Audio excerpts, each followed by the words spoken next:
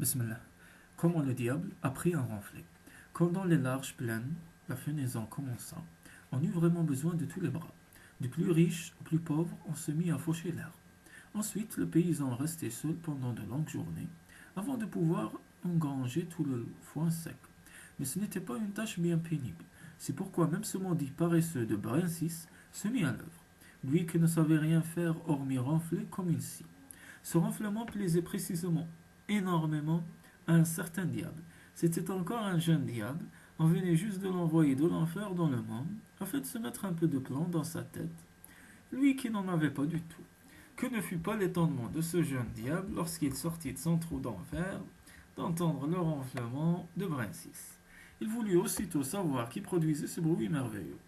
En effet, Brensis ronflait superbement. Il était couché dans le foin odorant, sans se soucier de ce qui se passait dans le monde, tandis qu'au-dessus de lui, le poutre de la grange vibrait sous l'effet de ses ronflements. Le jeune diable tourna autour de lui dans l'obscurité, l'éclaira avec des tissons incandescents et poussa un soupir d'admiration. Sur ces entrefaites, Brensis se mit à rêver qu'il attrapait un chat. Il tendit soudain la main et saisit le gentil démon par la queue. Tous deux furent aussi surpris l'un que l'autre, et le sang de Brensis se glaça dans ses veines lorsqu'il reprit enfin ses esprits, et se rendit compte qu'il tenait un diable dans sa main. Mais ce démon était incroyablement pacifique. Il était même plutôt timide, et au lieu de s'amuser à lui faire peur, le supplia de devenir son maître. Il lui promit de le dédommager du temps qu'il lui consacrerait. Que racontes-tu là? Dois-je t'apprendre comment sèche le foin? S'étonna Brensis.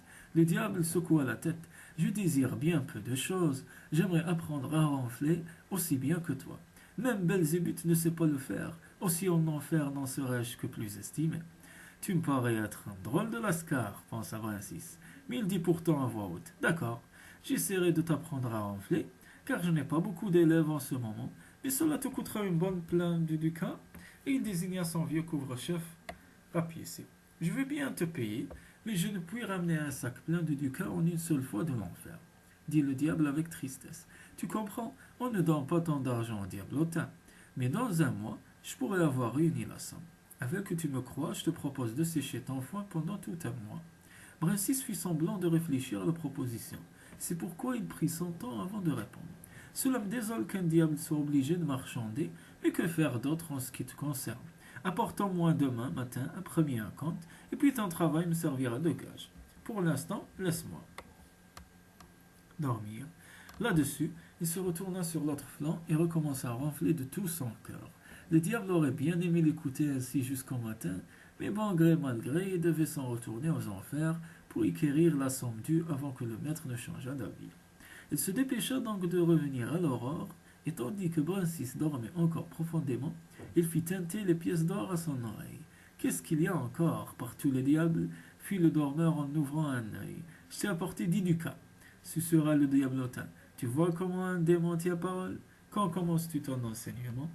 Lorsque tu auras rentré tout le foin qui est dans la prairie. Ne reviens pas avant, trancha Brensis en s'étirant et en plongeant dans le sommeil. Qu'est-ce que le diable aurait pu faire d'autre? Il se démena toute la journée sous le soleil avec son râteau tandis que Brensis se parait lassé dans le foin. Ce dernier ne le laissa entrer dans la grange que le soir il lui dit: Je vais encore dormir. Dès que je ronflerai, prends exemple sur moi. Mais ne me réveille pas, tant que tu n'auras rien appris. Puis Brensis tomba à la renverse, ferma les yeux, et bientôt le jeune diable put commencer son apprentissage. Il ne pouvait se coucher sur le dos, aussi se pelotonna-t-il comme un chat et respira-t-il aussi profondément qu'il le put. Mais aucun ronflement d'envergure ne se fit entendre, juste un petit bruit comme lorsque les souris froufroutent dans le foin. Vexé et fatigué par sa longue journée de travail, le diablotin finit par s'endormir, en songeant toutefois qu'il ferait attention le lendemain que cela ne se passât pas ainsi, sinon ça risquait de barder. Malgré ses bonnes résolutions, le second jour finit comme le premier, et le troisième comme le second. Les ducats étaient toujours dans le bonnet et tout le foin avait été amassé en meule. Le dernier jour ne fut certes pas meilleur. Le diable eut beau réveiller Brensis plusieurs fois en prétendant avoir enfin appris quelque chose, il reçut toujours cette réponse moqueuse. Tu me déranges pour une chose pareille? Est-ce cela que je t'ai enseigné? Durant un mois entier, le diable ne réussit à faire sienne la moindre parcelle du savoir de Brensis. Pendant ce temps, Le bonnet s'était empli de ducats et le foin était tout récolté, et Brincis continua à se moquer sans vergogne jusqu'au jour où tu veux vraiment rendre ces ducats, puisque je n'ai rien appris, dit le démon sur un ton de reproche le dernier jour. C'en fut trop pour Brincis, à qui cet idiot de diablotin inexpérimenté commençait à taper sur les nerfs. La bêtise aussi cela se paie. Aussi ne compte pas sur moi pour te rendre la moindre pièce. Je ne peux te donner un bon conseil afin qu'il ne t'arrive plus dorénavant une pareille mésaventure. Que me conseilles-tu donc demanda le diablotin.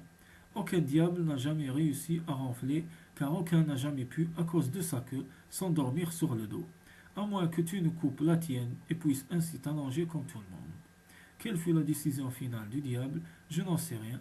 Tout ce que je sais, c'est que Brincis pense toujours à lui avec plaisir, car grâce à ses ducats, tout alla bien pour lui jusqu'à la fin de ses jours.